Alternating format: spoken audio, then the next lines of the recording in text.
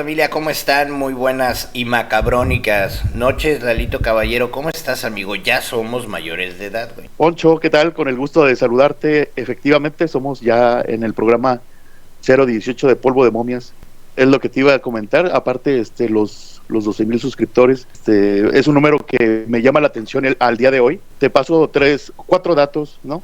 Cuatro datos que hay al día de hoy con respecto a los 12,000. Nosotros ahorita estamos celebrando los 12,000 suscriptores. Sin embargo, Google acaba de anunciar el despido del 6% de su plantilla, pues que equivale a 12,000 empleados, ¿tú crees? 12,000 empleados de Google se acaban de quedar sin chamba el día de ayer. En el DF, a partir del 2 de enero se abrieron 12,000 oportunidades laborales para los habitantes de la Ciudad de México, otro de 12,000, ¿no? Un dato también así medio tristezón. Y por último, también te comento que en Baja California Sur, más de 12,000 credenciales para votar perdieron vigencia a partir del 1 de enero de este año. Entonces así los números, Poncho, con el número 12,000, felicidades, realmente ha sido un trabajo arduo y estamos aquí echándole ganas con los 12,000 suscriptores, 12,000 personas que nos ven y que nos escuchan a través de sus pantallas. Bueno, oye, amigo, pues bueno, yo creo que vámonos ya a las cañas, ¿no? La gente quiere terror y vamos a darle terror. ¿Cómo ves? Hoy traemos ahora sí que tenemos para repartir, a lo mejor las que les hemos quedado de ver de terror, como que las vamos a soltar el día de hoy. Es una historia muy interesante porque habla sobre el bluesman Robert Johnson, que es considerado el mejor guitarrista en toda la historia de la humanidad. Este relato explica cómo un músico mediocre se convirtió en uno de los músicos más recordados de toda la historia.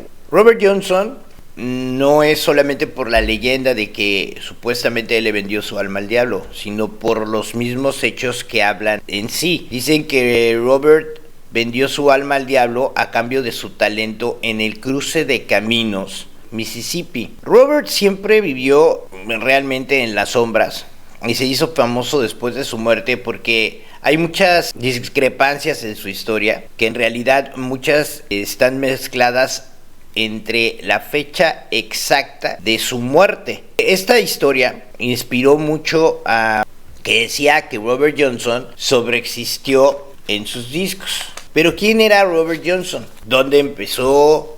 ¿Por qué se hizo tan popular? La madre de Robert era una mujer que se llamaba Julie Dodds, que es proveniente de una familia de esclavos. En ese tiempo estaba muy estigmatizado la diferencia de igualdad de razas. Entonces, esta señora, Julie Dodds, tuvo un hijo con un jornalero llamado Nohan Johnson. El problema es que este señor de Nohan Johnson estaba huyendo de unos terratenientes blancos que lo querían linchar, güey. Pues la mamá de Robert sola, güey, porque este señor de Nohan Johnson pues la abandona. Ella se casa con un señor que se llama Charles Spencer, que era un carpintero. Charles Spencer, y bueno, el pequeño Robert crece con el apellido Spencer sin saber que él no era su padre biológico. Años después,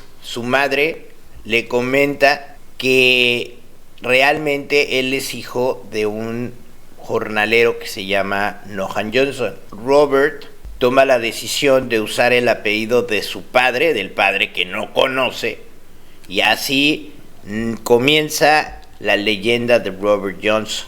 Este niño, desde muy chico, mostró mucho interés por la música, sobre todo por las arpas y luego por la armónica. No era un joven para nada talentoso musicalmente hablando, pero tenía muchísima pasión por la música. Hay un cantante que se llama Son-House, que recordaba a Robert Johnson como un pésimo guitarrista. Dentro de sus palabras, él decía: lo recordamos como un pésimo músico y guitarrista. Las palabras textuales de Soundhouse, que posteriormente dijo que Johnson desaparece misteriosamente, pero algunos meses después, él regresa como todo un maestro de la música. Obviamente, toda la gente no entendía qué le había pasado a Robert Johnson, y algunos decían que era prácticamente imposible que una persona que se fue tan solo unos meses atrás regresara con ese nivel de talento. En ese tiempo desaparece y muchas personas creen que él había hecho un pacto con el diablo para ser el mejor guitarrista en la historia. Aquí la situación y el problema es que algunos argumentan que se fue 6 meses, otros argumentan que se fue 1 año. Hasta Johnson comentó en algunas ocasiones haber vendido su alma al diablo, y justamente esto lo hace en 6 de sus canciones que habla del diablo, que son muy famosas. ¿Cómo era posible que un hombre que no tenía talento pasara de ser un mediocre músico a ser un gran y talentoso guitarrista, cantante y compositor? Era muy poco el tiempo para el nivel musical que Robert Johnson había adquirido. Con solamente 2 discos, Robert Johnson es considerado uno de los mejores guitarristas de todos los tiempos. Es considerado el mejor bluesman de la historia. Muchas personas dicen que en ocasiones se llega a escuchar en su música 2 guitarras al mismo tiempo. Habitualmente Robert Johnson siempre tocaba de espaldas, mirando hacia la esquina de la habitación.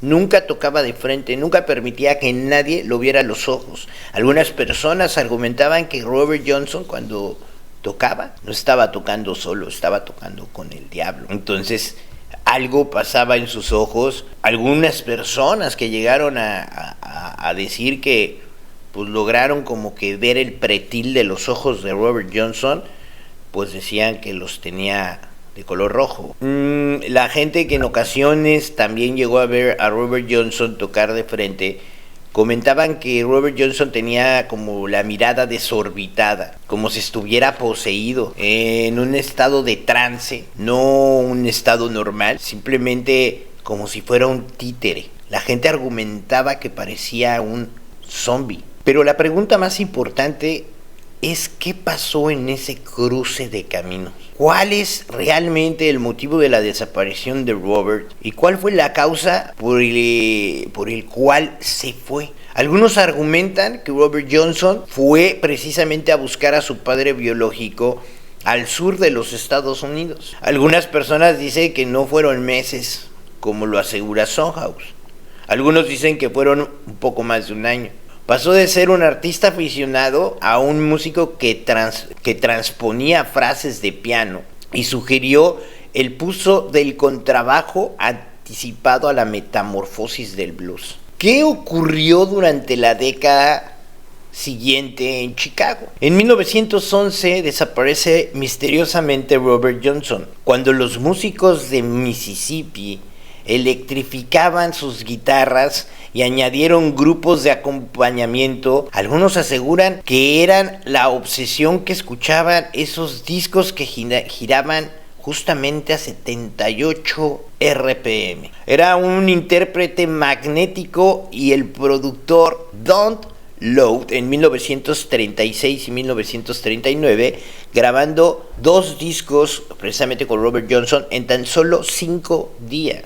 Que esto es algo también enteramente inusual. Hay personas que se tardan meses en grabar un disco. Robert Johnson grabó sus únicos 2 álbumes conocidos por la gente en tan solo 5 días. En ese tiempo que Robert Johnson grabó estos 2 álbumes, el blues estaba perdiendo el gancho comercial y ya no había originalidad en la música consumida por los negros.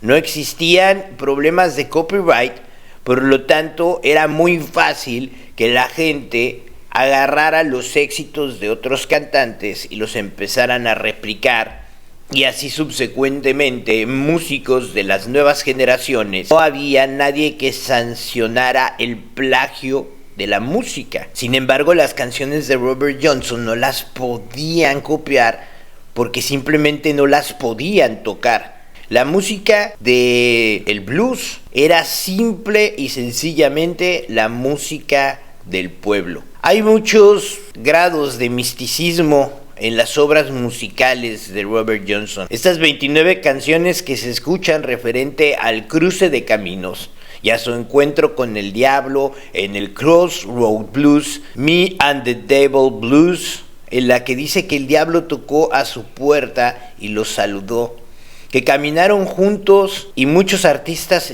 se inspiraron en este tema, como por ejemplo los Rolling Stones, quienes hicieron una versión de la canción The Love in the Pain, el disco de Let It Bleed, versión en la que Keith Richards, el guitarrista, se negó a interpretarlo como blues para no cometer ningún tipo de sacrilegio. Fue un éxito para los Rolling Stones. En 1973, cuando se descubrieron solamente 2 fotografías de Robert Johnson, solamente hay registro de 2 fotografías por su hermanastra Carrie. Estas 2 fotografías y las 2 secciones de grabación son los únicos registros que existen, ya que en ese tiempo era una época en donde no existían redes sociales y habitualmente Robert Johnson todo el tiempo estaba vagando por las calles y tocando en clubes sociales. Hay versiones sobre su muerte que dicen que murió de sífilis. Dicen que murió el 16 de agosto de 1938 a los 27 años de edad, en un cruce de caminos cercano a Greenwood, Mississippi. Dicen que fue envenenado en su whisky por un lío de mujeres. La edad de su muerte lo convierte en el miembro del Club de los 27, el primero, junto con gente como Janis Joplin, Jimi Hendrix, Jimmy Morrison, Kurt Cobain, Amy Winehouse. Hay 3 lápidas en Greenwood de Robert Johnson, y se dice que sus amigos lo hicieron para que el diablo se confundiera y no pudiera encontrar el alma de Robert Johnson. Sonny dice que el guitarrista fue enterrado abajo de un árbol sin cruces, justamente a un costado de ese famoso cruce de caminos en donde supuestamente él se encontró al diablo y hizo el pacto con él, justamente para cumplir lo que decía la canción de Robert Johnson, que cito de la siguiente manera. La van a estar viendo en sus pantallas, viene en inglés, pero yo se las voy a traducir, y dice: entierren mi cuerpo junto a la carretera para que mi viejo y malvado espíritu pueda subirse a un autobús de la Greyhound y viajar. Esta es la historia de Robert Johnson, siendo un misterio el tema que por qué una persona que de repente, Lalo, adquiere un talento musical en muy poco tiempo, que graba solamente 29 canciones, que es considerado el bluesman, el mejor bluesman de toda la historia, que grupos como Rolling Stones se inspiraron para hacer su música, y que Robert Johnson fue el trampolín evolutivo cuando el blues empezó a electrificar las guitarras, todo a raíz de Robert Johnson y ese supuesto y misterioso pacto con el diablo. Sí, pues interesante la historia, y más esa parte donde mencionas que después de que fallece le ponen 3 tumbas. Esa me pareció interesante para destantear al enemigo, ¿no? Y que no sepas en cuál de las 3 quedó. Sí, porque Robert Johnson decía que en sus canciones habla sobre el cruce de Mississippi, y él asegura que él había hecho un pacto con el diablo. Mucha gente dice que cuando Robert Johnson iba a morir, él se despidió de solamente una persona y le dijo: ya me voy al cruce porque tengo que pagar mi deuda.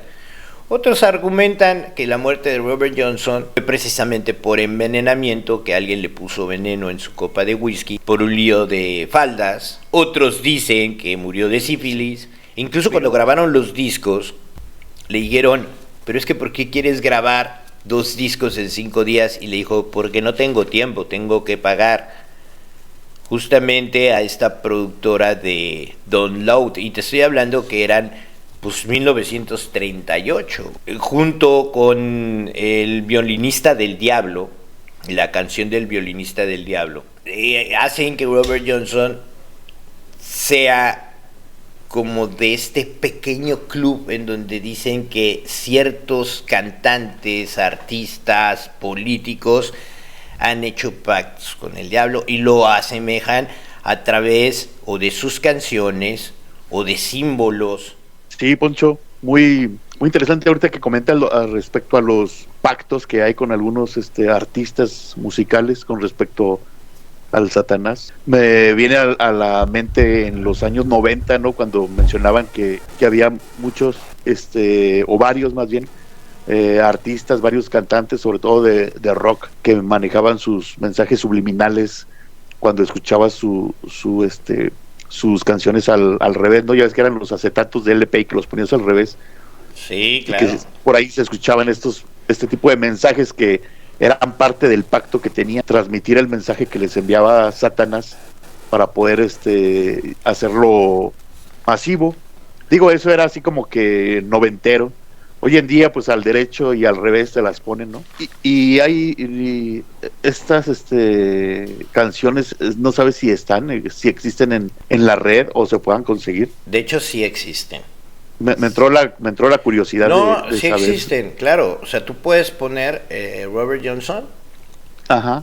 Y pues vas a escuchar las rolas. Están en YouTube, si las quieres oír. Órale. O sea, muchas personas dicen que pues es una canción maldita, güey. Pero otras personas expertas en música Sí. O sea, a raíz del tema de Robert Johnson, muchos creadores de contenido, youtubers que se dedican precisamente a la música, pero que son más expertos, ¿no? Porque obviamente yo no soy experto en la música, pero que ellos se dedican a analizar y que ponen la música y te dicen, ay, es que aquí el sol mayor y el do menor y que, no sé, ¿no?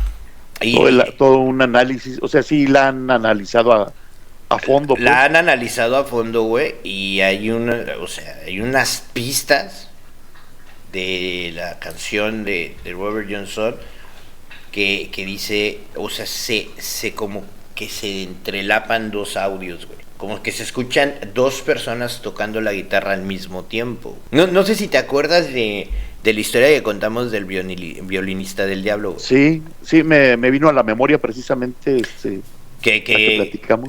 Que él en la noche había hecho un pacto con el diablo y que el diablo le había tocado justamente una canción, güey, en el violín.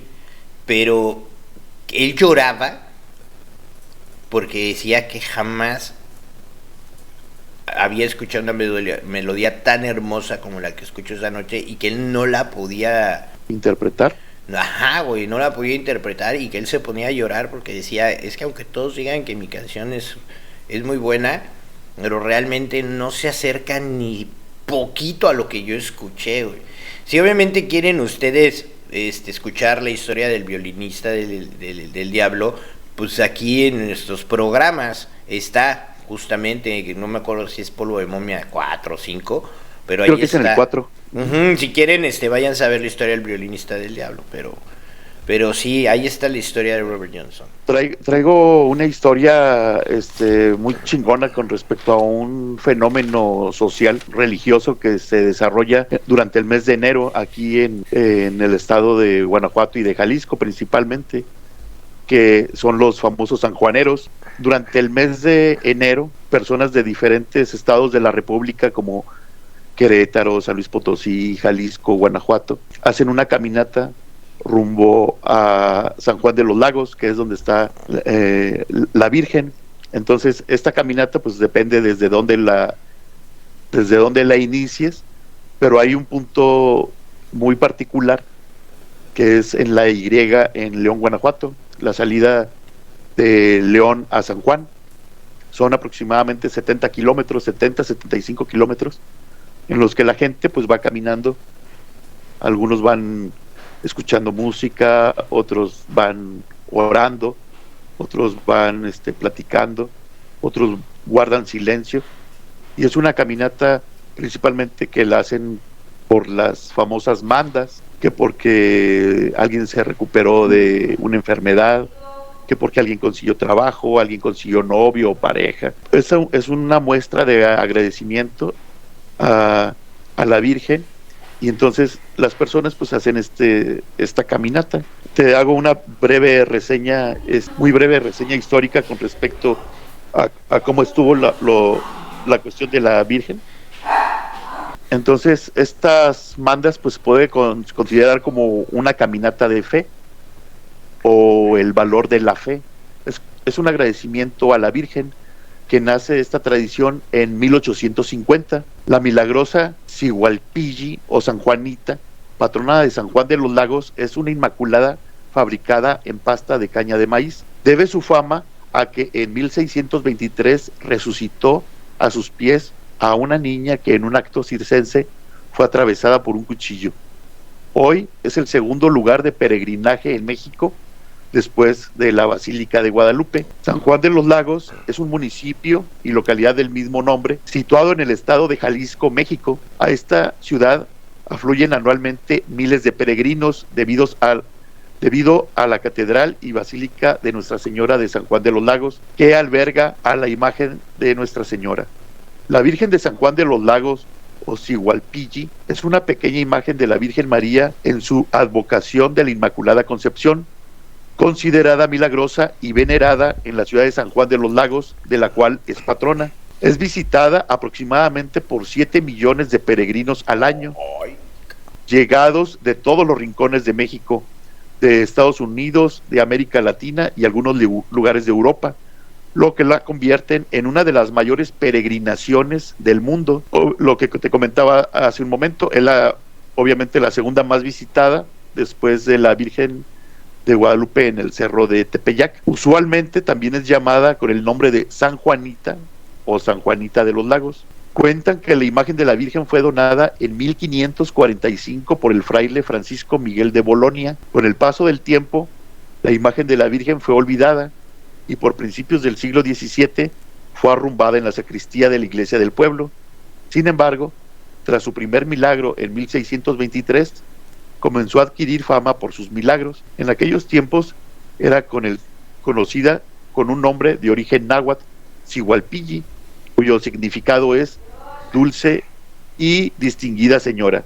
Entonces, lo que te comentaba, Poncho, la gente se empieza a programar para llegar hasta el día 2 de febrero, que es el Día de la Virgen, y en camiones, bicicletas, caminando, llega todo esto que se conoce como turismo religioso. Durante la travesía hay ciudadanos de algunos lugares cercanos, como León, Silao, Romita, principalmente, donde se organizan para apoyar a este peregrinaje de sanjuaneros.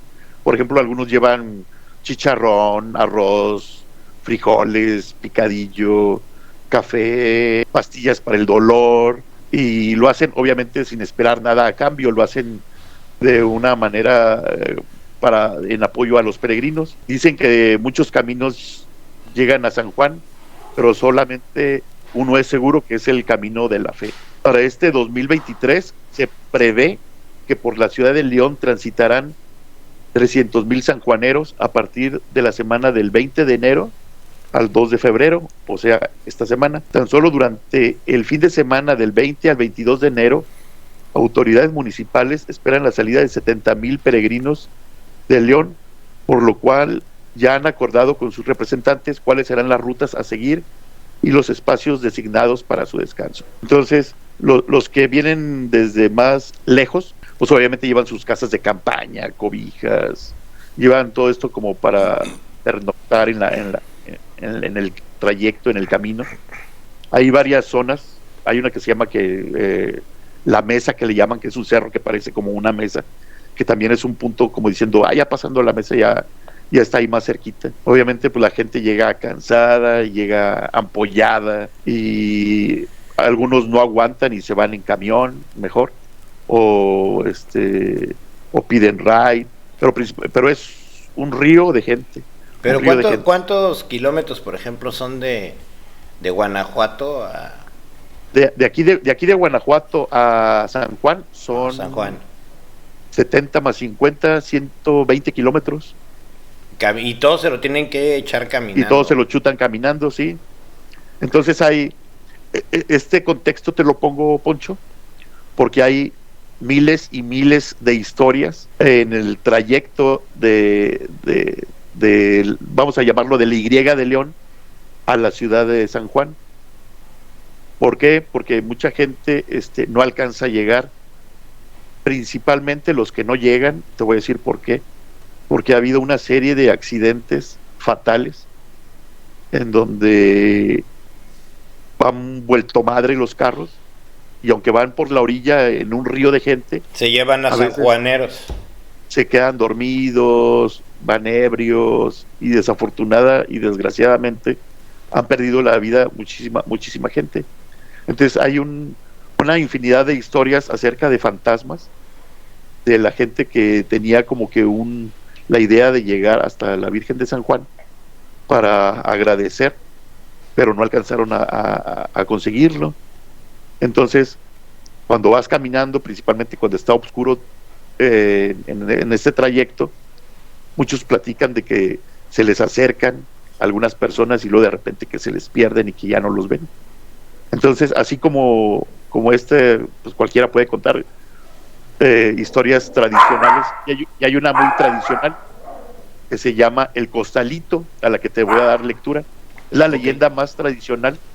El Costalito es una de las leyendas más contadas en los caminos a San Juan. Es la de ánimas que caminan por las noches, mezclándose incluso con los vivos. Ánimas que en vida, por alguna razón, no pudieron cumplir con alguna manda prometida de llegar caminando hasta el altar o la iglesia. Existen muchas versiones y a continuación les voy a platicar una de ellas. Hace muchos años, en las inmediaciones de la iglesia de San Juan, llegó un joven muy cansado por el largo caminar de tantas horas. Al divisar por fin las torres de la iglesia, se sintió feliz de poder llegar y dar gracias a la Virgen. Al encaminarse hacia el último tramo, una anciana, canosa y encorvada, vestida con una indumentaria antigua, vestida y zapatos negros muy antiguos, de modas muy pasadas, se acercó y le dijo: joven, vengo desde muy lejos caminando, mis pies y mi cuerpo me duelen mucho, solo me falta un poco para poder llegar y darle gracias a mi San Juanita por un favor recibido. Hágame la caridad de ayudarme con mis cosas que traigo en este costal. Claro que sí, señora, yo le ayudo, pásemelo. El joven tomó el costalito, que a pesar de estar muy pequeño, pesaba demasiado. Al llegar y subir las escaleras de la iglesia, buscó a la anciana para darle sus pertenencias, pero vaya sorpresa, la viejita ya no estaba por ningún lado. Sin pensarlo dos veces, se dirigió al altar en donde se encontraba el sacerdote y entregarle las cosas de la anciana. Al hacerlo, el padre le cuestionó: ¿dónde te dieron esto, hijo? El joven le contó lo ocurrido. Mientras lo hacía, el padre vació el costal, dejando al descubierto un cráneo humano, acompañado de un montón de huesos. Por eso, cuenta la leyenda, que no es bueno ayudar a gente desconocida durante el trayecto, pues dicen que algunas veces en el camino van más muertos que vivos. ¿Y tú has ayudado a gente de estos enigmáticos caminos? Y si te lo pidieran, ¿qué harías? La de El Costalito. Pero luego por ahí me pasaron unas que también están por demás interesantes, y te voy a pasar otra. Ahí te va. Corría el mes de enero de hace algunos años, temporada de las peregrinaciones hacia San Juan de los Lagos, temporada que algunas carreteras de varios estados se ven transitadas por gente que camina a sus orillas. Fue en una de San Luis Potosí que venía un trailero hacia la ciudad de Lagos. En su trayecto disminuyó la velocidad, pues los grupos de caminantes eran muy nutridos. En algunos puntos de la carretera, a paso lento y atento al camino, notó que una pareja de ancianos caminaban solitarios. La señora se veía que caminaba con dificultad, casi arrastrándose. Se apoyaba de su esposo, casi tirándolo. El chofer se detuvo y le dijo: ¿van para San Juan? Si gustan, yo voy para allá y puedo llevarlos, por si ya no pueden seguir caminando. Sí, joven, muy amable, le contestó el señor. Suban al camarote, se ven muy cansados, yo les aviso cuando lleguemos, les contestó el chofer. Cuando llegaron a San Juan, ya estaba amaneciendo. El chofer se detuvo en una orilla y les dijo: señores, llegamos, ya se pueden bajar. El señor bajó primero dándole las gracias. Se acomodó su sombrero, se echó una mochila al hombro y a toda prisa comenzó a caminar. El chofer, muy extrañado, le chifló diciéndole: ¡Hey, señor! ¡Su esposa! El señor volteó y le dijo: mire, la señora que vio sí es mi esposa, pero hace muchos años que falleció cuando veníamos a San Juan a ver a la Virgen, y cada que vengo siento una carga muy pesada sobre mis hombros. Tal vez es ella que quiere llegar de algún modo a cumplir su última manda. Usted dispense, y sin más, se marchó a toda prisa.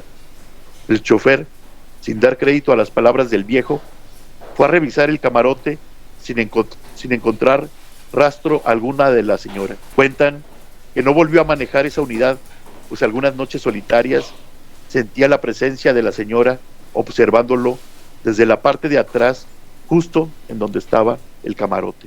Que se llama Los vampiros de Selakovich. Selakovich. Perdón, te voy a interrumpir antes de que continúes, Poncho. Sí. ¿Es de vampiros? Sí. ¿Sí sabes que el día de ayer fue tendencia el vampiro fronterizo? ¿Que por las noches volará? Por las noches volarás. Sí, que falleció Sí, Polo Polo. falleció caray. Polo Polo, no marches.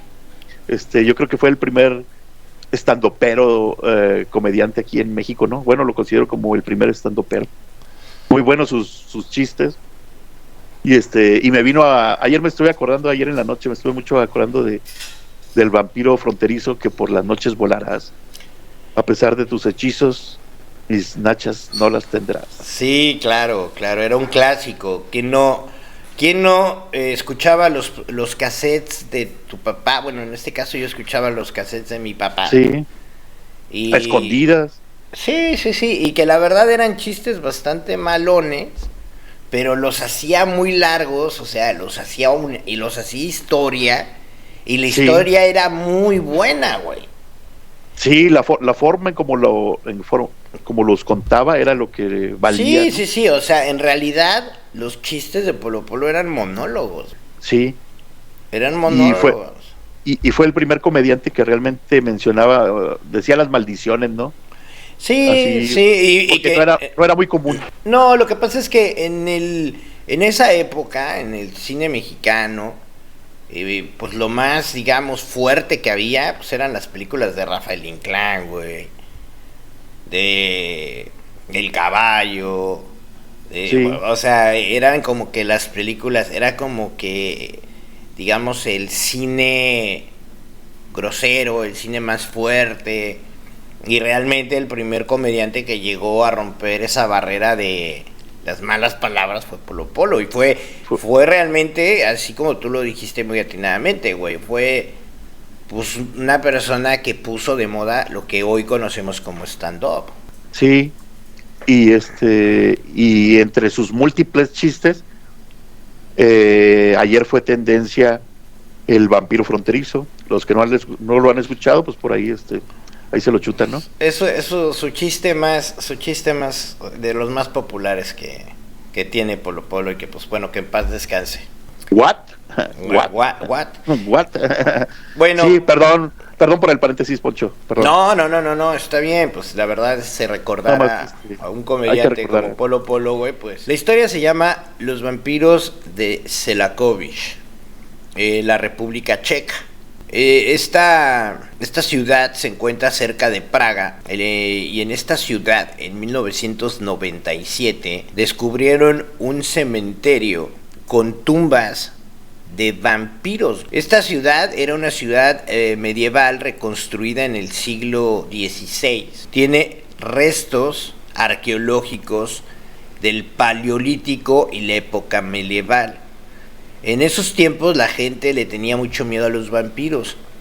Y en el 97 el arqueólogo Yaroslav Pachea descubrió 14 tumbas de personas acusadas de vampirismo. El autor del libro Las sepulturas de los antepasados, que se llama Nicham Ludrowski. Los muertos en las tumbas tenían un cráneo roto con un clavo de hierro, en el corazón traspasado por un palo y en la boca clavadas con un cuchillo. En Praga, en el 96, fue hallada una de las tumbas similares. En Praga, en 1996, fue hallada una tumba similar en Eslovaquia. Se encontró un féretro con cadenas para impedir la salida justamente del vampiro. También en el 91 aparece una tumba cubierta de granos de adormelira, que es una planta herbácea, básicamente es opio, y algunos dicen que el vampirismo no es un fenómeno paranormal, sino es una enfermedad que no estaba comprobada, era como una enfermedad como la catalexia, y que pensaban que era, pues en realidad, hechicería o magia negra. Regresando al siglo XIX, salen 2 libros que hacen pues leyenda en el vampirismo. Todo el mundo conoce el libro de Bram Stoker, El Conde Drácula, pero en realidad vámonos a las raíces. ¿Quién fue en realidad el primer vampiro? 1800, Wait Not the Dief, del alemán Johann Ludwig, y la segunda, justamente la de Bram Stoker, de 1887. Mucha gente dice que esta historia de Bram Stoker de 1887 está basada justamente en las bases del libro de Johann Ludwig. El mito o realidades de los pueblos eslavos comenzaron con que los vampiros eran probablemente por el siglo XIV. Se extiende por toda Europa hasta el siglo XVIII, y lo que hoy es la República Checa, hoy tiene sus leyendas justamente en Selakovic, que está como a 25 kilómetros de Praga. Gracias a la reconstrucción en el siglo XX, encontraron los restos justamente de la era paleolítica y la cultura medieval de 14 tumbas de personas acusadas de vampirismo. La historia del Conde Drácula, como muchos de nosotros lo conocemos, que fue creada por Bram Stoker, un irlandés, pero las raíces son y vienen más allá de justamente Transilvania, viene de Inglaterra.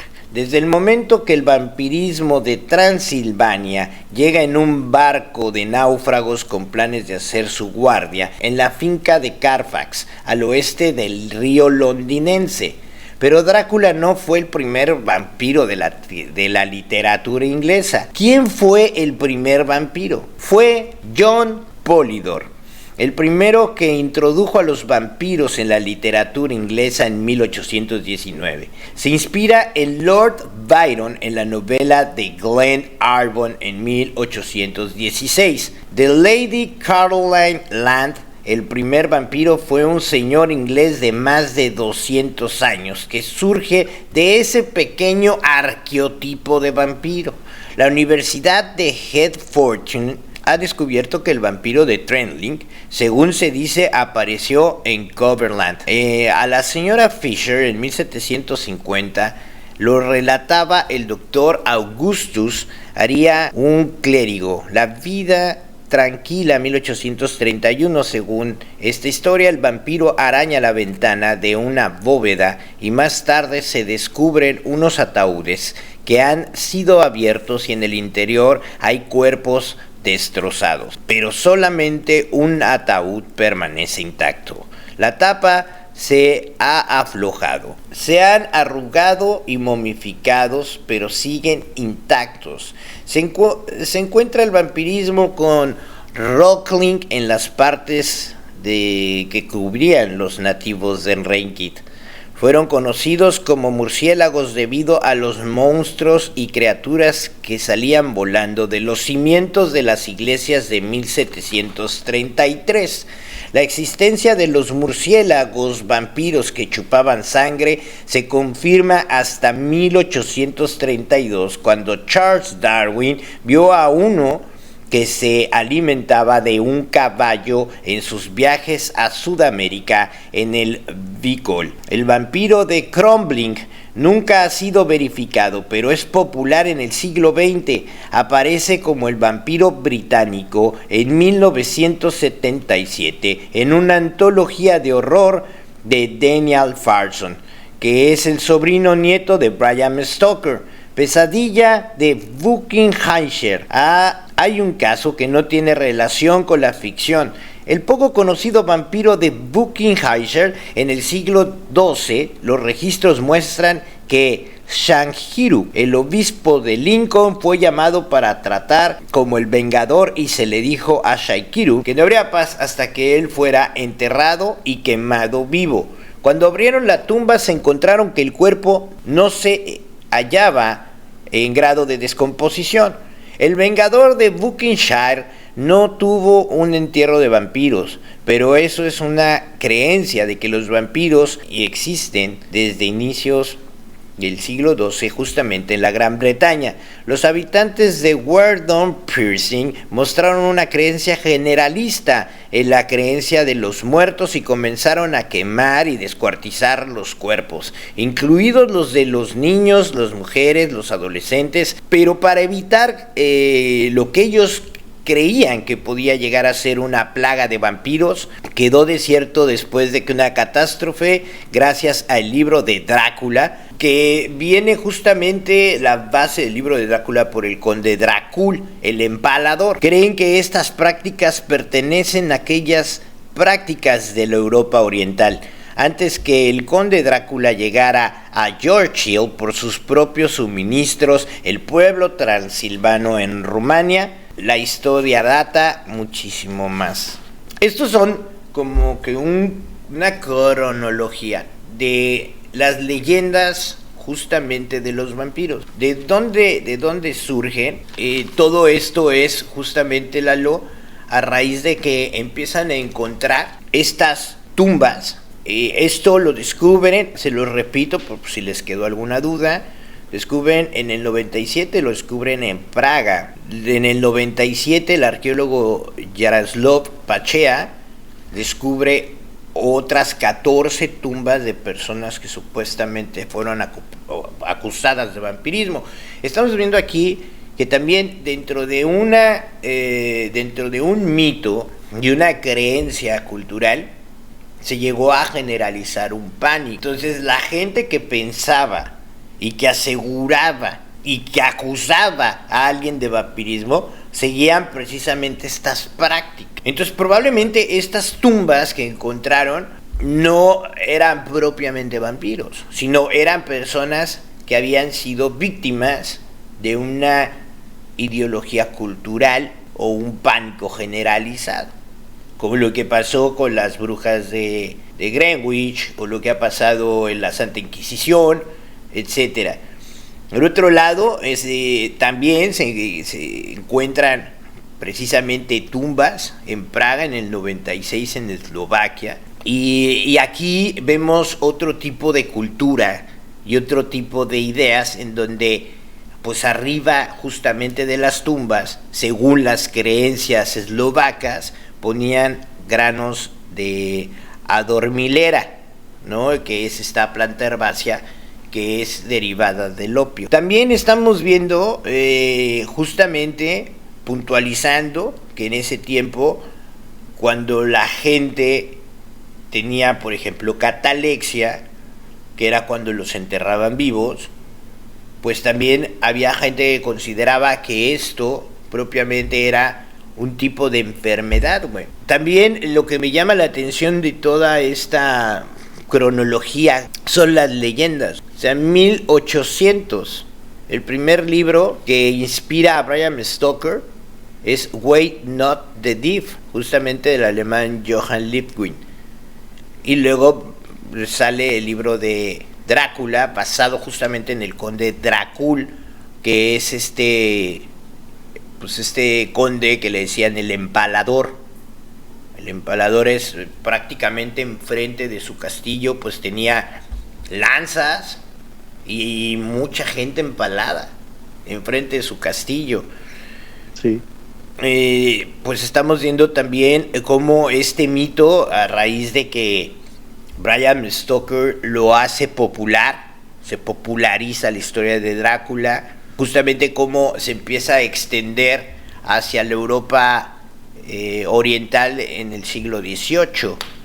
También estamos viendo las leyendas de Selakovich, que es justamente los cementerios encontrados en la República Checa, justamente a 25 kilómetros de Praga. También estamos viendo parte de esta cronología, cómo es asociado el vampiro justamente con el conde Drácula, todo porque Charles Darwin dijo que alguna ocasión vio un vampiro chupándole la sangre a un caballo. Entonces, cómo se ha ido metamorfizando y cómo se ha ido amalgamando la creencia de ciertos escritores hasta llegar a generar un personaje de diferentes culturas, güey. También pues estamos viendo que pues, literalmente la iglesia en 1819 reconoce a John Polidori, güey, como el primer vampiro. O sea, en 1819 estamos hablando antes de la publicación del libro de Bram Stoker. Y justamente el vampiro Polidori se inspira en Lord Byron, que es una novela de Glenarvan de 1816, güey. Pie a la creación de diversas obras literarias y cinematográficas, pues. Hay una infinidad de libros, pues, que tocan el tema acerca del vampirismo, de los vampiros, en este caso de Drácula principalmente. Y ahorita que lo comentas, de cómo se va creando y cómo se va generando este ambiente acerca de los vampiros, que es por demás muy interesante saber que ya tienen más de 300 años la creación de este personaje, ¿no?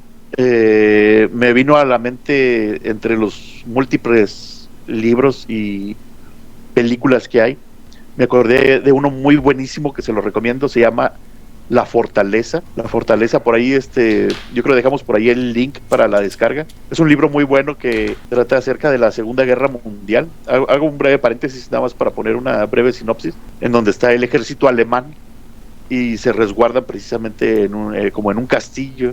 Todos los días hay bajas y bajas del ejército alemán y desconocen por qué, o sea, sí saben que están en guerra, pero no saben por qué son las bajas, y aparecen muertos todos los días, sobre todo los que están en la parte esta de la guardia.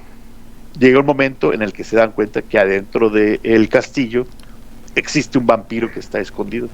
Para eso en el castillo obviamente había puras crucecitas en la parte de toda la fachada, de todo alrededor, y ya cuando logran tener un contacto con este vampiro, le dicen que qué onda, dice, ¿y qué onda con lo de las cruces? Dicen, hombre, eso no es cierto, ¿no? Total que hay un diálogo con el vampiro que está resguardado, y le dicen que qué es lo que está esperando. Dice, es que estoy esperando que llegue él. Dice, ¿y quién es él? Pues es la contraparte, la que ya hemos platicado, de que siempre existe el equilibrio entre el bien y el mal. Claro. Y se desata una lucha bien cabrona entre este vampiro contra el personaje que es el del bien, ¿no? Llega un momento en el que te confunden y realmente no sabes quién es el bueno y quién es el malo. Interesante ahí la historia de La Fortaleza, el libro de La Fortaleza. Ya las otras ya fueron más comerciales, como Entrevista con el Vampiro, ¿no? Que es un clásico también ya. Entrevista con el Vampiro es muy buena película, güey. Ya de las más modernas, ¿no? Pero es muy buena película, güey. A mí también me gustó esa película. Sí, me late. Y bueno, pues bueno, entré así al tema del vampirismo porque yo cierro con una historia de un vampiro argentino. Te comento lo siguiente, Poncho, ahí te va. Ahorita que tocas el tema del vampirismo, te comento acerca del síndrome de Renfield, a lo mejor lo has escuchado. Sí. El síndrome de Renfield es también llamado vampirismo clínico, que es un trastorno psiquiátrico muy poco común en el que quien lo sufre siente una compulsión por consumir sangre. El trastorno, identificado por el psicólogo clínico Richard Knoll en 1992, no aparece en el Manual Diagnóstico y Estadístico de Trastornos Mentales actual. Según la terminología psiquiátrica actual, este trastorno se clasifica como esquizofrenia o parafilia.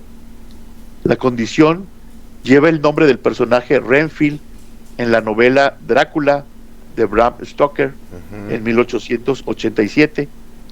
Renfield es un paciente mental que consume moscas con la creencia de que absorberá su fuerza vital.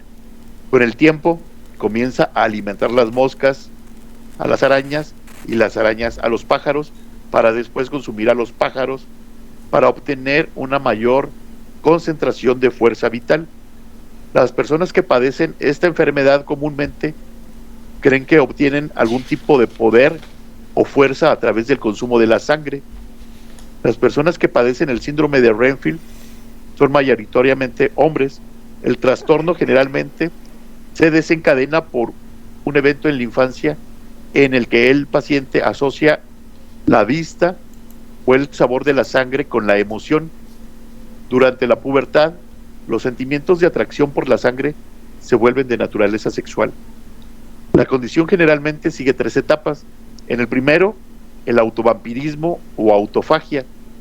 El enfermo bebe su propia sangre, a menudo cortándose para hacerlo. La segunda etapa es la zoofagia, que consiste en comer animales vivos o beber su sangre. La obtención de sangre animal de una carnicería o matadero para su consumo también entra dentro de esta etapa. Y por último, en la tercera etapa, el verdadero vampirismo, la atención de la víctima se dirige a otros seres humanos. Puede robar sangre de hospitales o bancos de sangre, o beber sangre directamente de una persona viva. Algunas personas cometen delitos violentos, incluido el asesinato, después de ingresar a esta etapa. Aunque el síndrome de Renfield tiene un nombre nuevo y aún no ha sido aceptado en el DSM, no es un trastorno nuevo. Knoll notó referencias aparentes al trastorno en el texto Psychopathia Sexualis en 1886 del psiquiatra alemán Richard van Krafft-Ebing, y especuló que Stoker pudo haber estado familiarizado con el trabajo de Krafft-Ebing. Entonces, hasta ahí el síndrome de Renfield, el vampirismo, que aunque no está reconocido clínicamente por la psiquiatría, pues sí existe. Sí existe. Sí, güey. Y de hecho sí me acuerdo, porque la película, digamos, comercial, de las más famosas de justamente de Drácula, es Drácula de Bram Stoker, güey. Y ahí sale Renfield comiéndose las moscas y haciendo alusión a lo que nos acabas de comentar. Sí, es que ahí tiene como que la idea de que con eso tienes como que la fuerza de otros seres vivos, ¿no? Cuando pensamos en historias de terror, es normal pensar en fantasmas, hombres lobos o incluso vampiros. Piensas especialmente en este último, probablemente el nombre de Drácula aparezca casi instantáneamente, pues es un referente muy claro sobre estos personajes que caracterizan por beber sangre humana, tenerle miedo a la luz, que pueden o que no pueden volar, ya que están asociados a los murciélagos. Ahora bien, ¿qué pensarías si les dijéramos que este personaje sí pudo haber existido en un país latinoamericano? En la década de 1950 hubo un personaje de la historia argentina que realmente atemorizó a la ciudad de Monteros, en Tucumán. Un caso que trascendió las barreras de la provincia y se convirtió en el relato de interés nacional. Esta es la historia de Florencio Roque Fernández, o más conocido como el vampiro de la ventana. el mayor asesino serial que alguna vez tuvo Argentina. Florencio Roques Fernández nació de una familia humilde en el año de 1935. Puntualmente nació en uno de los barrios más pobres de la ciudad de Monteros. Su infancia fue un poco complicada, ya que desde muy niño presentaba conductas extrañas. Tanto así que fue diagnosticado como una psicopatía que más tarde se le transformó en esquizofrenia. Nunca fue tratado médicamente y sus padres lo abandonaron tiempo después de su primer diagnóstico, y desde ese momento se dedicó a mendigar en las calles. Ocasionalmente delinquía robando comida y pequeñas cosas, pero nadie creía que pudiera ser peligroso. Incluso muchos lo veían solamente como un loquito suelto. Durante el apogeo de la adaptación del cine de Drácula de Bram Stoker, la vida de Fernández daría un vuelco de 180 grados. El famoso film de 1931 llegó a las salas de todo el mundo, incluyendo por supuesto las de Montero. Aunque Florencio no sabía leer, sí le gustaba mucho el mundo del cine y el espectáculo, razón por la cual con las pocas monedas que tenía compró un boleto en el teatro local. Ahí nace El vampiro de Monteros. Según el periódico de La Nación, los psiquiatras que trataron a Fernández llegaron a la conclusión que después de haber visto la película, se había mimetizado con el personaje, adquiriendo comportamientos similares a los de un vampiro.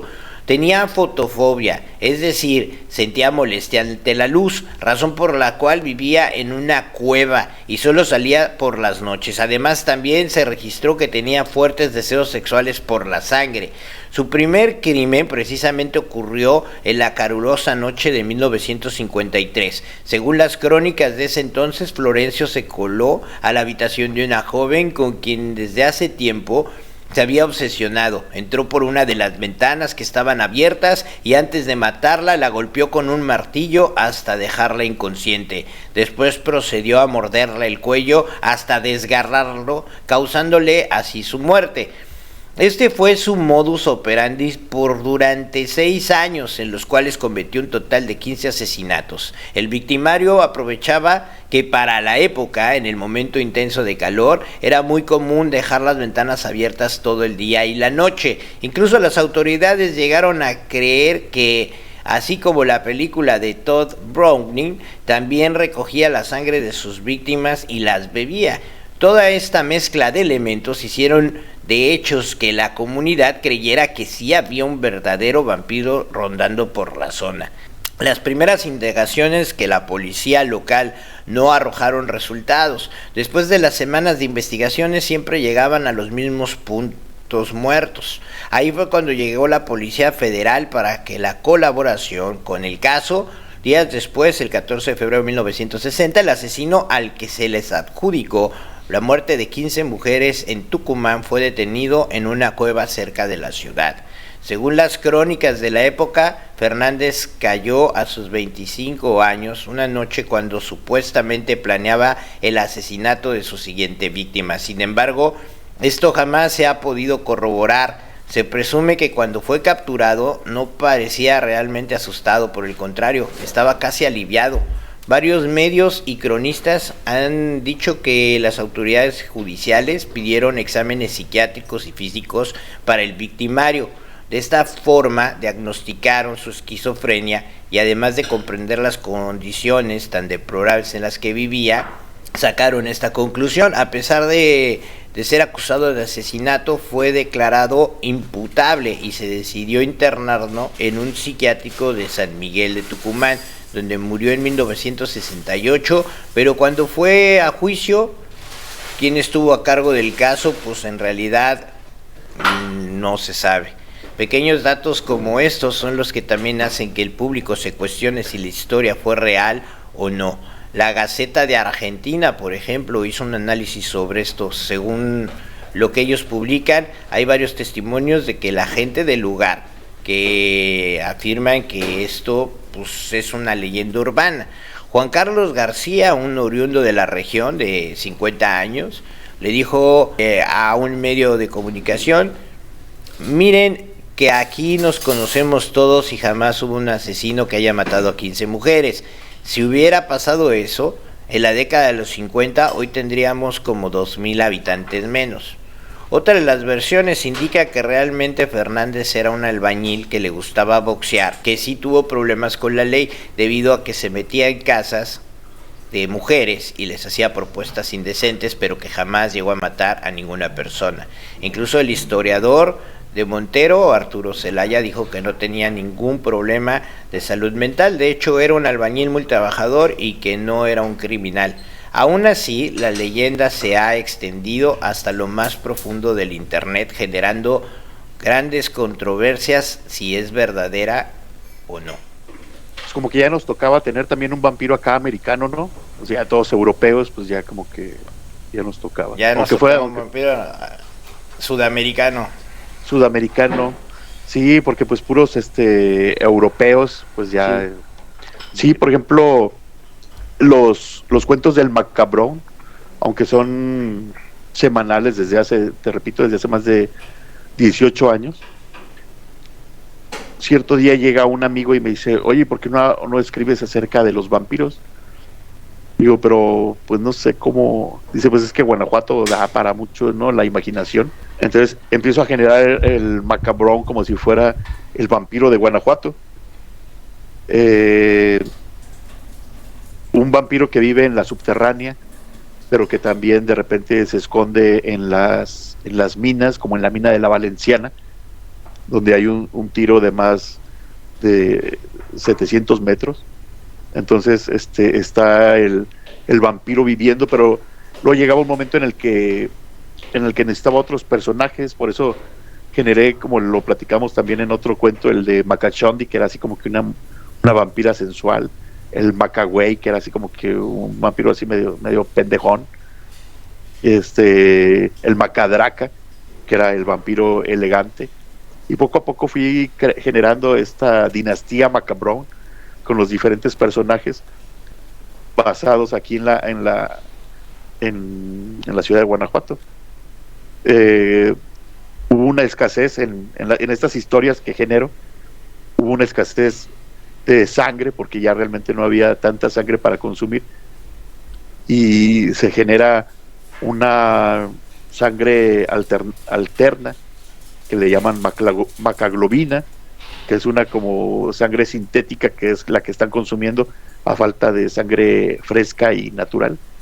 Entonces estos vampiros principalmente deambulan por el centro de la ciudad de Guanajuato, sobre todo por la calle subterránea y en las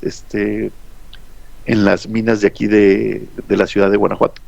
Eso es parte de la literatura que me ha tocado ir generando, y de repente tomé una rachita generando estas historias de vampiros en Guanajuato, a tal grado que hasta me la llegué a creer, ¿no? Me puse mi vestuario del macabrón, como ya me lo puse también en aquel Día de Muertos, y una vez en una expo tatuaje, Poncho, me invitaron pues a tomar fotos y a participar, pues por ahí vinieron tatuadores de varias partes de la República. Esto lo hacen año con año en uno de los hoteles más reconocidos aquí de Guanajuato, y esa vez me acuerdo que la invitada especial era la chica vampiro. ¿Sí la ubicas, la de Guadalajara? No. En esta expo tatuaje de Poncho invitaron a la mujer vampiro de aquí de México, que es María José Cristerna. Ella nace en 1976, es abogada, empresaria, activista, artista friki, tatuadora, y es toda una profesional aquí en México. Tiene el 96% de su cuerpo tatuado y es conocida como la mujer vampiro porque tiene muchos injertos en todo su cuerpo. Según el libro Guinness de los récords, es el 96% de su cuerpo lo tiene tatuado. Tuve la oportunidad de platicar con ella en una entrevista que le hice, una breve entrevista, y obviamente pues te cobraban hasta por la foto, pues, porque sí era así como que muy impresionante esta María José. Entonces ya te cobraban que 50 pesos por la foto, ¿no? Pero como yo iba por parte de una revista, pues aproveché y pues le hice una pequeña entrevista. Yo le decía que si tenía alguna canción con la que se identificara. Me dijo, pues es que más bien yo también soy cantante y tiene una canción que se llama Cicatrices. Entonces, esta es la historia de María José Cristerna. Cuando está la rueda de prensa, fueron de diferentes medios de comunicación y estaba la mujer vampira ahí enfrente. Pues realmente así como que era muy impresionante, la verdad sí me ponía hasta como que nervioso. Y yo por acá levantando la mano, a ver si... Y ya me identifico, soy el Macabrón, representante de los vampiros de Guanajuato. O sea, fue así, algo así muy, muy curioso, ¿no? Por ahí, a ver si recuperó un poquito de los videos. Pero a lo que voy de que es tanto el fanatismo de algunas personas de creerse vampiros, y te digo también en la literatura, en las películas, en esta narrativa, en esta creación de personajes, y realmente son historias pues que venden, al final de cuentas son historias que venden.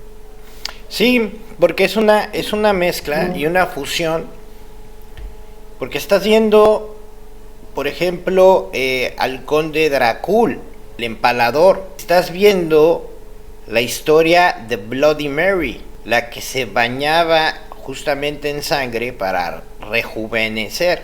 Estás viendo la hipótesis de Charles Darwin y todo esto amalgamado por una recopilación de libros y publicado justamente por Bram Stoker. El siguiente cuento se titula Helen y el monstruo. Nos hallamos en una pequeña aldea rusa a mediados del siglo XIX. Una fría tarde otoñal, las calles del pueblo se quedaron desiertas, nada más al ponerse el sol, salvo por un mendigo leproso sentado junto al portal de la iglesia. Nadie sabía cómo se llamaba aquel desdichado, ni de dónde había venido. Todo su cuerpo estaba cubierto de vendajes, y nadie había visto su rostro, seguramente por los efectos de esta enfermedad. Al anochecer, una hermosa niña se acercó al leproso e intentó entregarle una moneda de oro, pero él la rechazó su ofrecimiento y le dijo: muchas gracias, señorita, pero a causa de mi enfermedad tengo prohibido acercarme a la tienda, de modo que nuestra moneda no me hubiera servido para nada. En cambio, si tuvieran la generosidad de comprarme un pedazo de pan. Ella sonrió y le dijo: no se preocupe, señor, ahora mismo le compraré algo en la tienda. Dicho esto, la muchacha recogió su moneda y se fue a la única tienda del pueblo donde compró pan para el mendigo. Mientras la servía, el tendero se dijo: esta chica no es de aquí y me parece muy raro que viaje sola. Hay algo extraño en ella. Aquella noche, la niña misteriosa entró sigilosamente en un corral y salió poco después con los labios manchados de sangre. Pero entonces aparecieron numerosos hombres armados con palos y antorchas. El sacerdote del pueblo, que lideraba a los recién llegados, miró a la niña con rabia y les dijo a sus compañeros: las sospechas del tendero eran ciertas. Esa chica es una bruja que ha venido aquí a beber la sangre de nuestros animales y quizá también la de nuestros hijos. ¡Atrapadla antes de que se escape! Una docena de hombres fuertes se acercaron a la indefensa muchacha y, siguiendo las órdenes del sacerdote, se prepararon para molerla a palos. Pero entonces apareció el mendigo leproso, que les dijo: ¡quietos! Una niña que les da limosna a los pobres no puede ser malvada, así que no permitiré que le hagan daño. Al principio, todos parecieron impresionados por la actitud desafiante del mendigo, pero el sacerdote se repuso rápidamente y le dijo: tú, que llevas en tu cuerpo la marca imborrable de la maldición divina, ¿quién te crees que eres para defender a una enemiga de Dios? Apártate de nuestro camino, o pagarás las consecuencias, miserable pordiosero. Viendo que era inútil razonar con aquellos hombres, el mendigo agarró a la niña y le dijo: no temas, señorita, no te voy a contagiar. En realidad, no soy ningún leproso.